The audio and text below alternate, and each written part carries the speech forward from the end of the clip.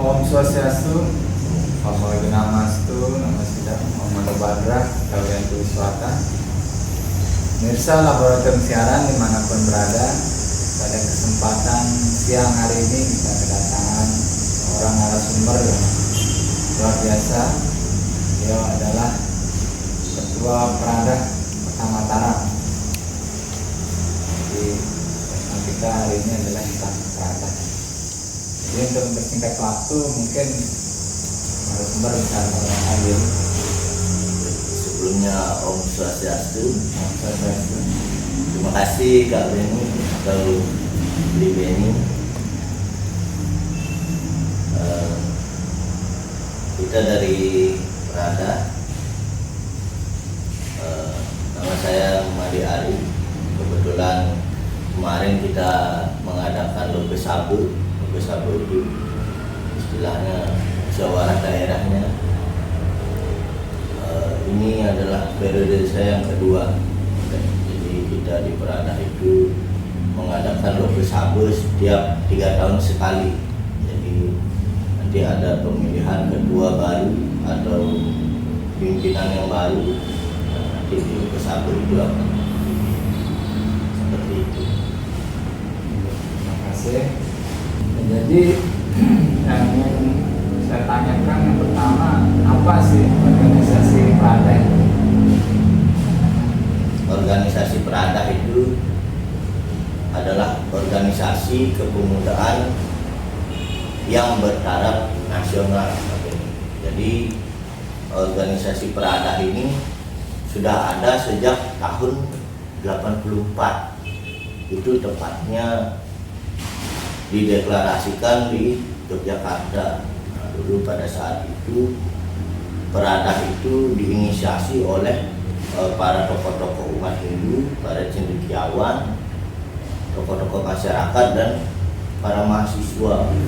Jadi pada saat itu September tepatnya di tahun 83 itu diadakan suatu istilahnya seperti komunikasi atau dialog bersama untuk membentuk organisasi kepemudaan yang bertaraf nasional. Nah, setelah dibentuk tim formaturnya pada saat itu tahun 83, kemudian selang beberapa waktu atau beberapa bulannya dideklarasikanlah tanggal 11 Maret di 1984. Begitu ya. Di mana? Di Yogyakarta. Jadi pada saat itu memang itu adalah dari seluruh tokoh-tokoh kepemudaan atau umat Hindu yang berhimpun di nasional. Berarti ini levelnya pemuda ya? Ya, jadi kita itu Peradah itu levelnya di kepemudaan. Berarti dia kisaran umur berapa sampai berapa? Kalau yang sekarang ini sesuai dengan Mahasabul tahun 2021 maksudnya tahun 2021 Mahasabul yang ke-12. Kebetulan waktu itu di Lombok juga acaranya di Mataram, tepatnya di Hotel Melody. Itu sekarang maksimalnya adalah 40 tahun. Kemudian untuk minimalnya 15 tahun. Dari SMP berarti saya? Ya, kalau dia SMP-nya umur 15 tahun sudah mulai ikut di organisasi Peradah. Jangkauannya luas sekali ya, Peradah. Ya, jadi sekarang mungkin dia 60, tidak tahu nanti ke depannya. Mungkin saja bisa 60, 50. Mengikuti organisasi-organisasi yang juga berbasis kepemudaan. Kemudian kalau sejarah Peradah di Lombok, Kalau di Lombok sendiri Peradah itu kalau di Kota Mataram itu sempat 2005 itu vakum Peradah kemudian lagi kembali aktif di tahun 2017. Jadi pada saat aktif itu kemudian kita langsung dulu saya juga sebagai pengurus mengadakan festival Bleganjur kalau tidak salah di mana. Jadi itu awal eksistensinya Peradah Kota Mataram di tahun 2017, dihidupkan kembali oleh teman-teman. Jadi itu ya. Apa penyebab vakumnya? Kalau alasan vakumnya itu karena saya belum tahu sebenarnya. Karena itu kan kalau 2005 itu saya SD aja belum kayaknya, atau sudah SD tapi masih kecil.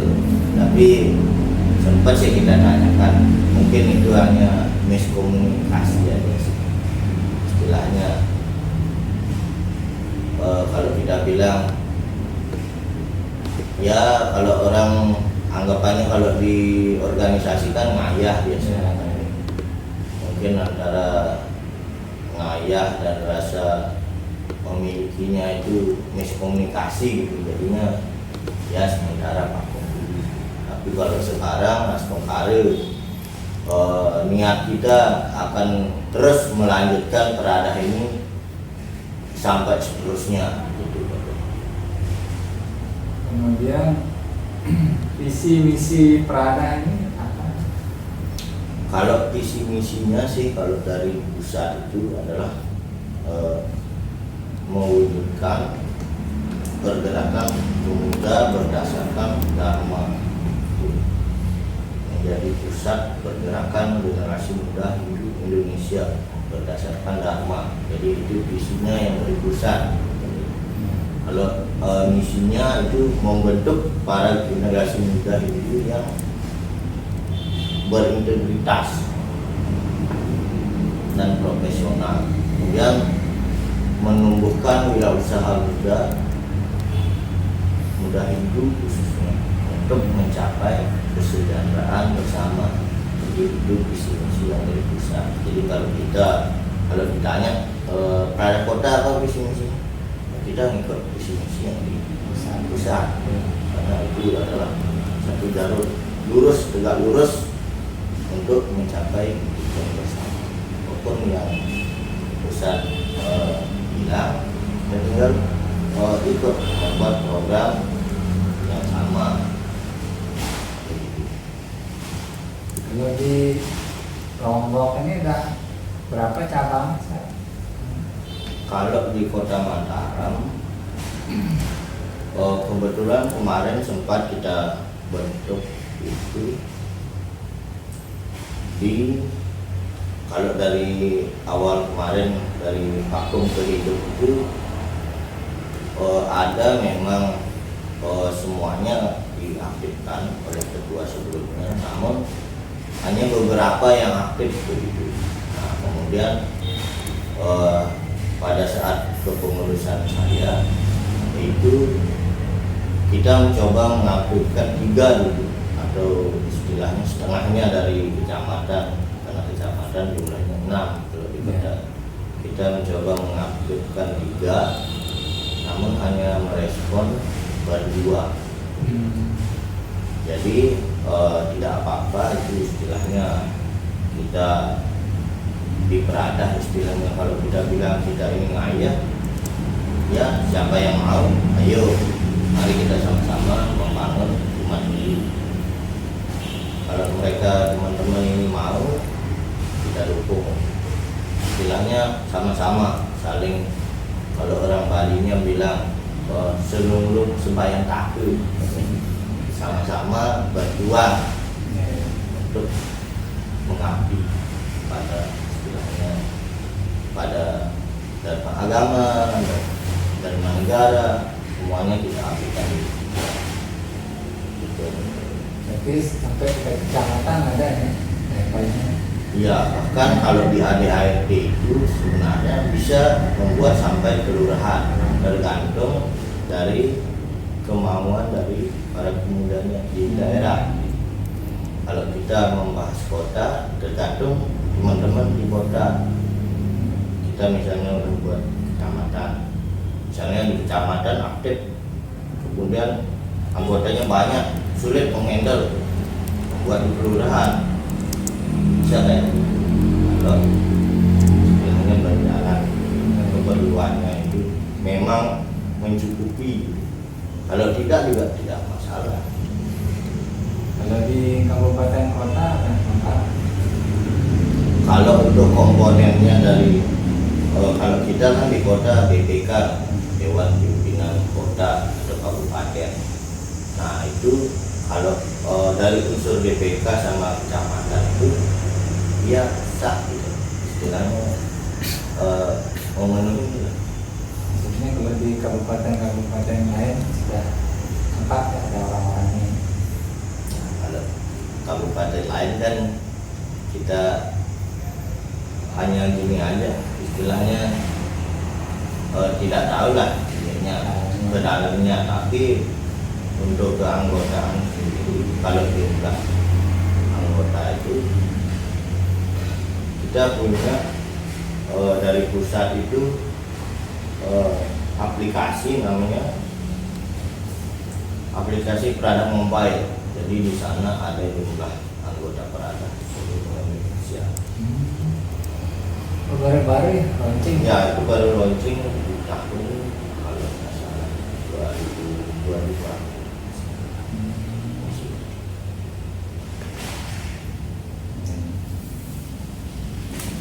Jadi setiap anggota daftar harus masuk aplikasi itu.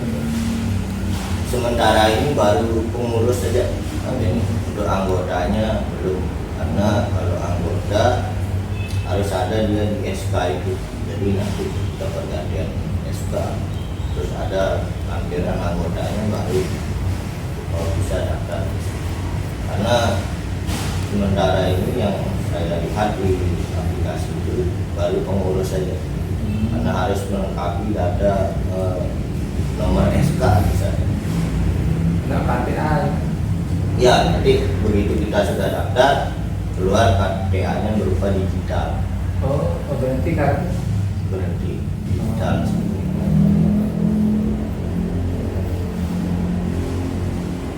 Kemudian jumlah anggota Perada berapa? Ya?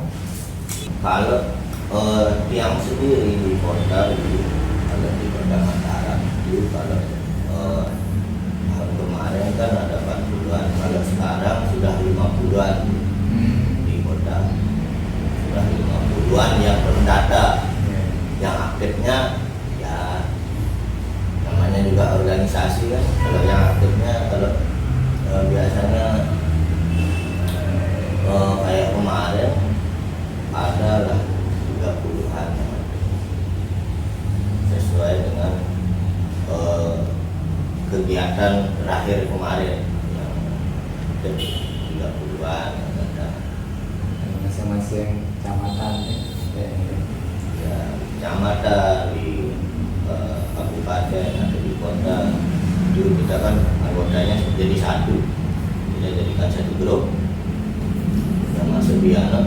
Mungkin nanti mereka buat grup sendiri, itu bebas. Yang penting yang di kota itu semua kita masukkan di dalam grup. Kemudian untuk program kerja apa saja? Kalau program kerja kita berdasarkan bidang-bidangnya. Jadi yang pertama itu kan ada wakil OKK.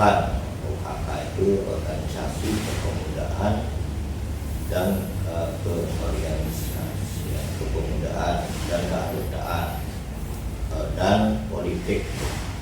Kalau di kota bidangnya.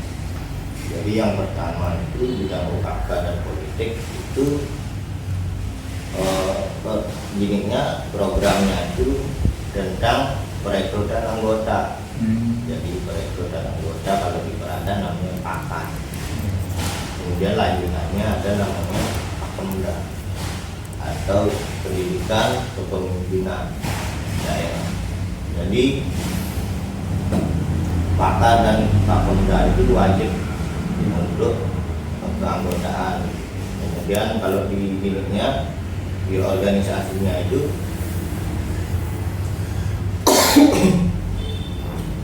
kalau di organisasinya itu ada Lokes 1, kemudian ada pelantikan, ada pelatihan OKK, kemudian ada juga yang hidupnya itu ada pelatihan politik. Begitu. Kalau untuk OKK, kemudian di bidang lain ada kesenian dan olahraga. Kesenian itu biasanya kita kemarin yang kita adakan itu adalah lomba tari atau festival tari di Karangtengah.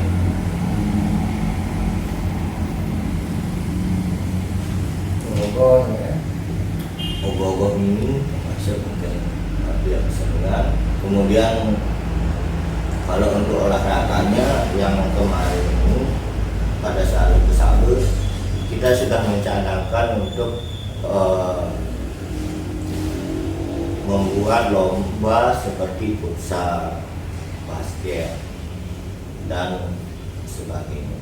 Ada juga bulu tangkis. Itu rencananya yang akan kami canangkan karena memang belum terrealisasi. Bisa kerjasama sama Pemlaranya. Dan bisa bekerja sama dengan UKM yang ada di kampus yang begitu Mataram. Kemudian bidang selanjutnya ada hukum dan advokasi. Jadi bidang hukum dan advokasi ini kita programnya yang ada itu adalah yang kita canangkan seminar hukum.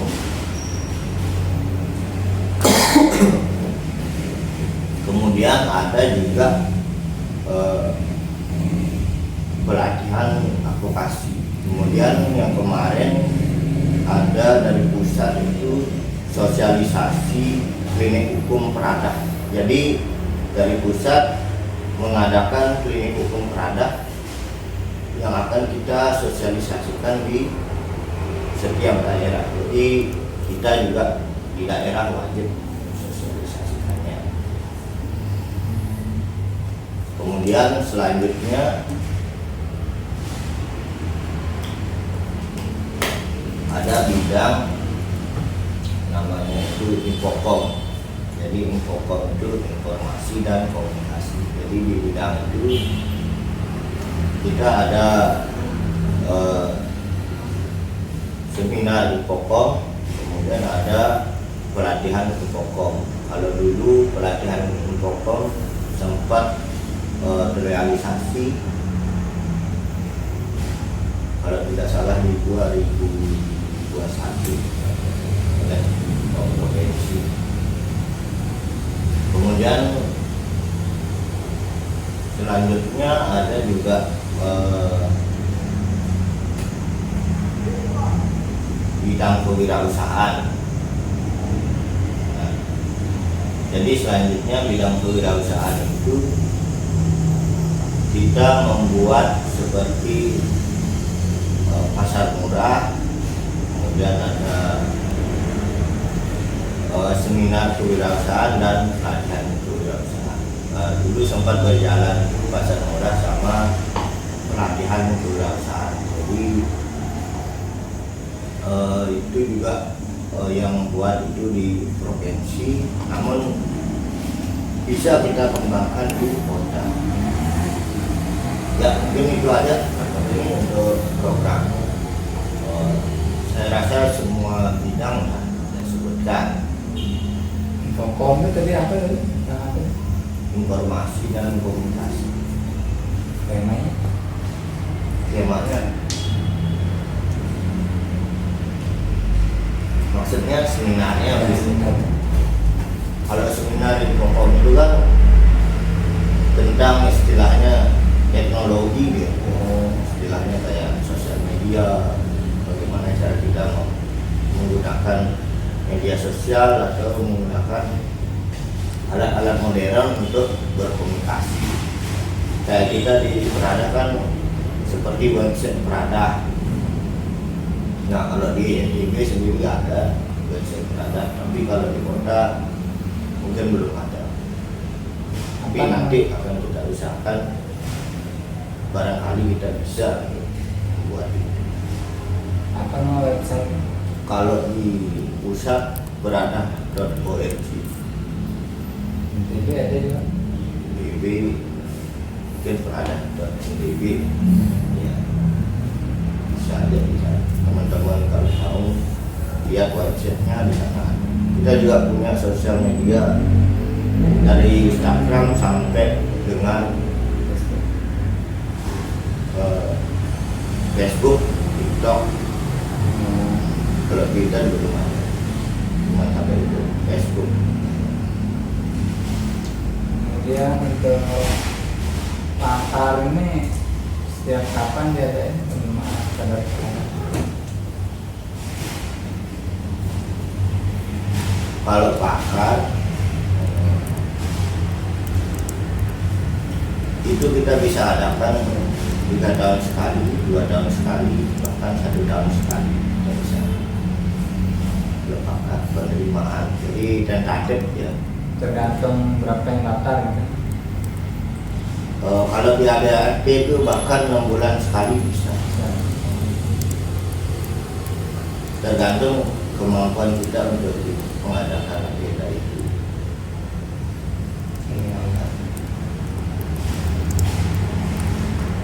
Sama dia juga dengan Pak Polda, pakar kan Pak Polda. Untuk tahapan-tahapannya. Nah kemudian hari ini kan sudah 2 periode ya, menjabat ini, kira-kira apa saja kendalanya selama jadi ketua Prada? Kalau kendala sih banyak tadi, cuman yang perlu kita inikan itu kan tekankan itu bagaimana kita menghadapi kendala itu. Ya. Jadi kalau ada kendala segera kita tuntaskan. Misalnya kalau kendala-kendala yang paling umum adalah komunikasi aja sih. Bagaimana kita berkomunikasi dengan pihak kita dari Prada, bagaimana kita berkomunikasi dengan pihak di luar Prada, itu aja sih. Ya. Biasanya kan kadang dana atau anggota, biasanya itu paling umum. Kalau dana dan anggota memang sih menjadi kendala, tapi tidak menjadi halangan buat kita untuk tetap berjuang. Bagi saya disiplin dan kerja keras itu yang utama. Disiplin, integritas. Tapi selama ini ada kader-kadernya yang mungkin berhenti di tengah jalan. Kalau yang itu sih sudah pasti kan, karena di organisasi itu namanya kita istilahnya ngayak, kita menerima gaji. Ya istilahnya kan kita di Prada ini kan kita mewadahi orang yang istilahnya ada pemuda yang mau aktif atau mau mengapresiasi dirinya di dalam suatu komunitas. Jadi kita ini adalah wadahnya. Kalau teman-teman itu mau apa, pemuda itu mau buat pergerakan apa, kitalah wadahnya. Kalau dia memang merasa mungkin istilahnya sedang sibuk atau sedang dinas luar atau keluar daerah, ya itu menjadi hal yang umum bagi kita di Prada. Ada yang masuk, ada yang keluar, ada yang udah keluar lagi masuk, ya itu umum-umum saja. Jadi, karena kalau di grup itu kan begitu kita share ada informasi kegiatan, yang ada waktunya datang, yang tidak ada waktunya ya kesempatan lain. Ya itu aja sih. Paksaan. Kemudian apa saja syarat untuk menjadi anggota Prada? Yang pertama itu adalah muda Hindu. Kemudian yang penting umurnya memenuhi. 1840. Kemudian setia kepada Pancasila. Sebenarnya itu yang pertama, setia kepada. Iya, iya. Nah itu aja berarti ada syarat-syarat lain. Ya, yang penting umurnya 15 tahun sampai 40 tahun. Terus Bisa kita terima. Kemudian ikut pakar. Caranya. nah, jadi udah tidak terasa ya waktu kita ini sudah dari setengah jam. Jadi mungkin ada closing statement dari Arik pada pemirsa laboratorium siaran, siapa tahu nanti ada yang tertarik atau gimana mungkin bisa menghubungi Arik. Apa closing statementnya? Masih katanya saya percaya pada kerja keras, disiplin, dan inovasi.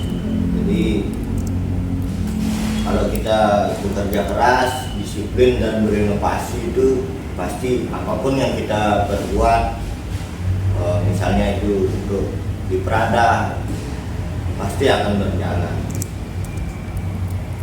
Kemudian kita juga butuh tindakan nyata, jadi keberanian besar dan juga komitmen penuh.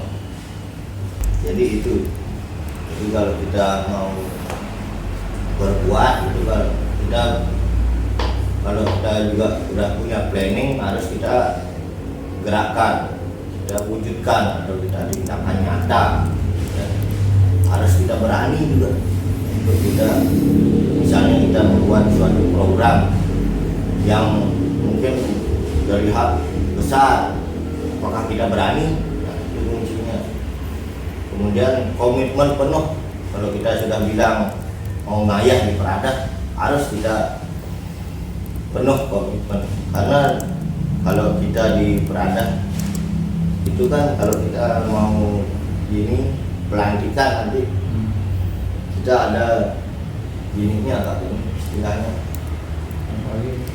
bukan yang di pura itu biasanya kita sembahyang ya di rumahku. Oh ya, sumpah. Ya, kita disumpah dengan lupa, diberikan doa-doa. Jadi itu yang membuat kita mestinya harus bertanggung jawab. Ya, untuk kita berjalan lancar. Ya, mungkin itu aja. Ya, mungkin bisa disebutkan ke nomor HP-nya, seperti nanti ada yang berminat mungkin nanti mau datang. Bagi teman-teman yang berdomisili di Kota Mataram, kalau berminat gabung di Prada Indonesia Kota Mataram, bisa menghubungi Kak Arik di 087 765 12106. Ya, oke. Jadi sudah tadi menyampaikan sekilas tentang organisasi Prada bagi pemuda-pemudi Hindu yang tertarik untuk masuk ke Prada, nanti bisa menghubungi saudara Arik. Saya nomor HP yang tadi. Jadi saya tidak bagus Benus dari Pramana sebagai host dan Kepala Laboratorium Siaran yang di Mataram. Mohon maaf apabila tadi ada salah kata atau salah ucap, kurang lebihnya saya mohon maaf. Kita tutup dengan Parama Santi.